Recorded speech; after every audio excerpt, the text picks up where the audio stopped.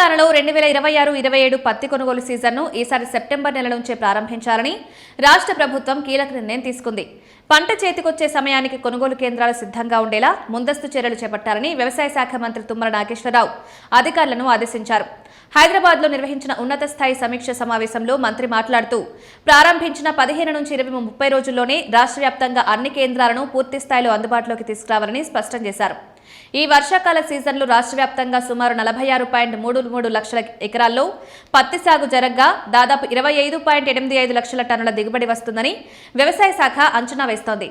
ఈ దిగుబడిని దృష్టిలో ఉంచుకుని రైతులకు ఎలాంటి ఇబ్బందులు కలగకుండా కొనుగోలు ప్రక్రియను ముందస్తుగానే పక్కాగా ప్రణాళిక చేశారు. రాష్ట్ర వ్యాప్తంగా 131 ప్రధాన కొనుగోలు కేంద్రాలను ఏర్పాటు చేయడంతో పాటు 356 జిన్నింగ్ మిల్లులను సేవలకు సిద్ధం చేస్తున్నారు. జిన్నింగ్ మిల్లులు లేని ప్రాంతాలను సమీపంలోని నోటిఫైడ్ మిల్లులకు అనుసంధానించాలని సూచించారు. కొనుగోలు ప్రక్రియలో పారదర్శకతను పెంచేందుకు, లోపాలను నివారించేందుకు కలెక్టర్ అధ్యక్షతన జిల్లా స్థాయి పర్యవేక్షణ కమిటీలను వేస్తున్నారు. వీటిలో రైతు ప్రతినిధులకు కూడా భాగస్వామ్యం కల్పిస్తున్నారు. రైతులు విక్రయాల కోసం ఉపయోగించే కపాస్ కిసాన్ యాప్లో స్లాట్ బుకింగ్ విధానాన్ని సాంకేతిక పరిజ్ఞానం లేని ప్రతి రైతుకు సులభంగా అర్థమయ్యేలా మార్చనున్నారు. మిల్లుల్లో తేమ శాతం, నాణ్యతను పరీక్షించే పరికరాలు సక్రమంగా ఉండేలా చూడాలని, నాణ్యత పేరుతో రైతులను ఇబ్బంది పెట్టకూడదని మంత్రి స్పష్టం చేశారు.